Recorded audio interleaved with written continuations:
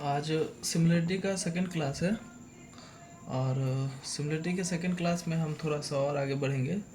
तो similar figure की जब हम पिछले क्लास में चर्चा किए थे तो ये देखे थे सिमिलर फिगर क्या होता है। तो हमने कहा था कि वैसे दो फिगर जिसके शेप सेम हो और साइज सेम ना भी हो तो कोई बात नहीं है, वैसे फिगर क्या कहला जाते हैं, सिमिलर फिगर कहला जाते हैं। तो यहाँ पे बताए थे एक बड़ा सर्कल है, एक छोटा सर्कल है और ये दोनों चूंकि सर्कल है इसलिए शेप सेम है लेकिन साइज सेम नहीं हो है। तो साइज क्यों नहीं सेम है? क्योंकि इसका रेडियस कुछ बड़ा है और इसका रेडियस कुछ छोटा है। तो स्मॉल रेडियस को स्मॉल आर से और कैपिटल रेडियस को कैपिटल आर से, बड़ा रेडियस को कैपिटल आर से दिखाएंगे। तो कहने का मतलब है कि इसका जो साइज वैरी किया जिसके कारण ये कन्गरेंट नहीं है, ये सिर्फ सिमिलर है। यानी कि ये जो सिमिलर ट्रायंगल है ये क्या है कि ये बड़ा वाला सर्किल ये छोटा वाला सर्कल का क्या है, सिमिलर है। क्या है? सिमिलर है लेकिन कन्गरेंट नहीं है। ठीक उसी तरह से इस ट्रायंगल में और इस ट्रायंगल में अगर हम देखें तो ये ट्रायंगल साइज में क्या है, बड़ा है, और ये ट्रायंगल क्या है, साइज में छोटा है। तो शेप दोनों का ट्रायंगल ही है, ट्रायंगुलर ही दोनों है, तो शेप सेम है इसलिए सिमिलर है, लेकिन साइज सेम नहीं है तो कन्गरेंट नहीं है।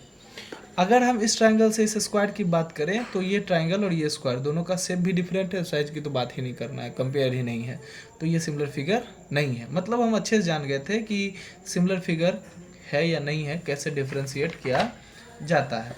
आज का जो सेकंड क्लास था, इस सेकंड क्लास में हम यही चर्चा करने वाले हैं, कुछ और ज़्यादा। अभी एक क्वेश्चन आपके पास है, एनसीईआरटी से ही हम लिए हैं, सारा एनसीईआरटी को ही बेस बना के हम कंसेप्ट दे रहे हैं। कह रहा है कि can a circle and a square be a similar, मतलब एक सर्किल, क्या एक सर्किल और एक स्क्वायर सिमिलर हो सकता है? अभी जस्ट चर्चा किए थे, ये सर्किल है, ये स्क्वायर है, दोनों का शेप अलग है, साइज तो अलग होगा ही होगा, तो ये कभी भी सिमिलर नहीं होगा। ठीक है। और फिर अगला क्वेश्चन यही है कि can a triangle and a square be similar, फिर वही बात है, फिर ये नहीं हो सकता। क्यों? शेप सेम नहीं है, क्योंकि दोनों पॉलीगॉन है और पॉलीगॉन में इसमें 3 साइड्स हैं और इसमें क्या है, 4 साइड्स हैं, तो शेप अलग हो गया, साइज की तो बात ही नहीं होगी, तो इसलिए क्या है, सिमिलर फिगर नहीं है ये। No, these are no similar figure, no these are no similar figure, not similar figures. अब अगर तीसरे तरह का था एनसीईआरटी का ही, आप लोग चाहे तो देख सकते हैं एनसीईआरटी का पेज नंबर 118 से लिया गया है, ये 118 पेज का है, वहाँ से उठाए हैं। तो are these quadrilaterals A B C D, एक ये क्वाड्रिलेटरल्स है और ये P Q R S similar है। आपके मन में आ रहा होगा कि हाँ सिमिलर होगा, क्यों? क्योंकि देखने में दोनों एक जैसा लग रहा है, लेकिन पूरे श्योरिटी नहीं है, पूरा सर्टेन नहीं है कि ये होगा ही होगा। लग रहा है वो अलग बात है, थोड़ा सा हमसे कुछ मिस्टेक हुआ है बनाने में, ये फिगर थोड़ा और ऐसे कर देते हैं। अब यहाँ पे थोड़ा सा वेरी कर गया कि, तो हम कह सकते हैं कि नहीं सिमिलर नहीं है, भले लगे कि सिमिलर है लेकिन नहीं है, क्योंकि इसके बारे में थोड़ा और इन्फॉर्मेशन चाहिए तब हम कह सकते हैं। तो ये सिमिलर फिगर नहीं है, no these are not similar figures. अब हम इस चर्चा को थोड़ा और आगे लेके चलेंगे तो क्या कंक्लूजन पे आए। अभी हमने जितने भी देखा था, क्लोज फिगर देखा था यानी पॉलीगॉन्स देखा था। अब यहाँ पे एक टर्म आया, एक फैक्ट आया कि क्या कंडीशन होते हैं किसी पॉलीगॉन के सिमिलर होने के। तो यहाँ हमने लिखा है conditions for being similar of 2 polygons, 2 polygons के सिमिलर होने की कंडीशंस क्या हैं। Having the same number of side, जिन पॉलीगॉन्स के नंबर ऑफ साइड सेम है, मतलब सेम साइड की नंबर वाले जितने भी पॉलीगॉन हैं उनके सिमिलर होने के कंडीशन क्या हैं। तो दे आर सिमिलर, वे सिमिलर होते हैं इफ, यदि their corresponding angles are equal, यदि उनके corresponding एंगल इक्वल हों। अच्छा थोड़ा सा चर्चा कर देंगे corresponding एंगल, corresponding साइड, ये थोड़ा सा लग रहा है कि कर ही देना चाहिए तो हम अभी कर देंगे। तो अगर उनके corresponding एंगल इक्वल हैं तो, और their corresponding sides are in the same ratio, और उनके साइड अगर सेम रेशियो में हैं तभी जाकर ये दोनों पॉलीगॉन एक दूसरे के कन्करेंट होंगे। तो आज हम सवाल यही चर्चा करेंगे कॉरस्पॉन्डिंग एंगल का और कॉरस्पॉन्डिंग साइड का, साथ ही साथ सेम रेशियो का। तो एक दूसरे पेज में अगर हम आते हैं, ये इसका चर्चा करेंगे पेज नंबर 121 और फिगर नंबर 6.5 ये बाद में करेंगे। अभी ये जो हम यहाँ पे जो चर्चा ये जो हम चर्चा कर रहे थे, इस चर्चा के अकॉर्डिंग हम कॉरस्पॉन्डिंग एंगल को और कॉरस्पॉन्डिंग साइड के साथ साथ सेम रेशियो को समझेंगे क्या होता है, उसके बाद हम बाद में इस पे आएंगे। तो अगर हम चर्चा करें कि कॉरस्पॉन्डिंग एंगल क्या होते हैं, अब देखो हमने यहाँ पे लिखा कॉरस्पॉन्डिंग एंगल, एंगल्स क्या होता है। अब समझो कि दो अलग अलग फिगर में देखेंगे कि मान लो कि ये एक ट्राइंगल है और ये ट्राइंगल है और इसका नाम है ABC नाम दे देते हैं, और एक दूसरा ट्राइंगल है और इसका नाम हम दे देते हैं DEF।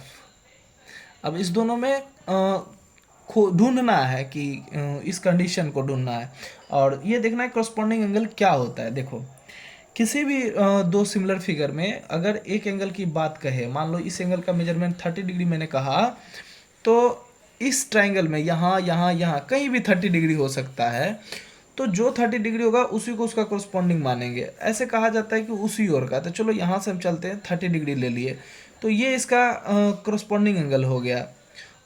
ये बी का कॉरस्पॉन्डेंस क्या हो गया, एंगल बी का कॉरस्पॉन्डेंस हो गया एंगल ई, और दोनों का मेजरमेंट 30 डिग्री के बराबर है।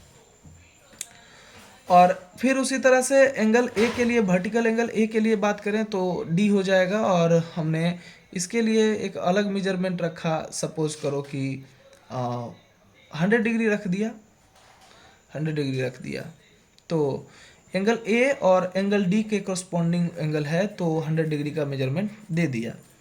अब अगर यहाँ पे 50 डिग्री हम डाल देते हैं ताकि 180 हो जाए सबका सम, तो ये थर्ड एंगल है, तो 3 बार लाइन देंगे ये दिखाने के लिए तीसरा का कंपैरिजन, तो इसमें भी तीसरा का कंपैरिजन कर, तो एंगल सी जो है वो एंगल एफ के कॉरस्पॉन्डिंग कहलाएगा। इसका भी मेजरमेंट 50 डिग्री होगा।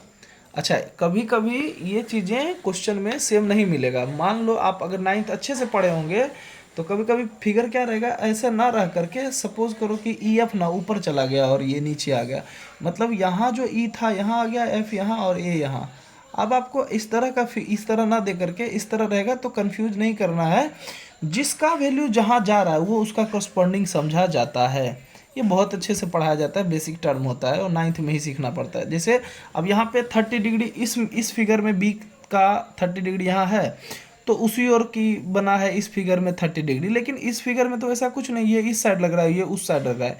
तो एक ही ओर ना समझ करके ये समझना है कि सेम वैल्यू जो रख रहा है वही उसी को कंसिडर किया जा सकता है, और फिगर हो सकता है ऐसे ना रख करके इस तरह से रख कर देखा गया हो, तो ध्यान रखना यहाँ पे। तो कॉरस्पॉन्डिंग में ये ज़रूरी नहीं है कि फिगर आपको ऐसे ही मिले, ऐसा भी मिलेगा। तो जब ऐसा मिले तो आप बस वैल्यू को पकड़ के देखना है कि किसकी वैल्यू क्या है, वही उसका कॉरस्पॉन्डिंग होगा। अब एंगल 50 डिग्री की बात करें तो 50 डिग्री में ये आ जाएगा 50 डिग्री, तो ये हो गया कॉरस्पॉन्डिंग एंगल। अब अगर कॉरस्पॉन्डिंग साइड की हम बात करें तो हम कॉरस्पॉन्डिंग साइड में क्या कहेंगे, मान लेते हैं कि इसका मेजरमेंट था 10 सेंटीमीटर, इसका मेजरमेंट है सपोज 15 सेंटीमीटर है, और इसका मेजरमेंट है 20 सेंटीमीटर। तो ये जो साइड है, अब ये साइड कॉरस्पॉन्डिंग साइड है, तो इसका AB का कॉरस्पॉन्डिंग साइड कौन होगा। अगर इसका 10 सेंटीमीटर मेजरमेंट है तो ये इसका कॉरस्पॉन्डिंग होगा, ये 15 है तो ये 15 होगा, और ये 20 है तो ये 20, ये कॉरस्पॉन्डिंग होगा। ज़रूरी नहीं है कि वैल्यू है। कॉरस्पॉन्डिंग मतलब हम वैल्यू को पकड़ के नहीं चलेंगे साइज में, हम ये पकड़ के चलेंगे किस ओर बन रहा है, किस किस साइड की बात कर रहा है। अब देखो ये 30 से 100 के बीच का साइड है, तो हम 30 से 100 के बीच का ही साइज को देखेंगे। और इस फिगर में क्या, इस फिगर से देखो तो पता चल गया चलो एक ही ओर आ गया, लेकिन इस फिगर में देखेंगे तो फिर इस ओर नहीं आएगा ना, ये इस ओर तो नहीं जा रहा है, ये तो ये हो रहा है। तो कॉरस्पॉन्डिंग साइड देखने में ये ध्यान रखना है कि किस किस एंगल के बीच का साइड की बात कर रहा है। जिस तरह के जैसे 30 और 100 डिग्री के बीच का एंगल का बात कर रहा है, तो ये 30 और 100 के बीच ही होगा, यही कॉरस्पॉन्डिंग साइड माना जाता है। चलो।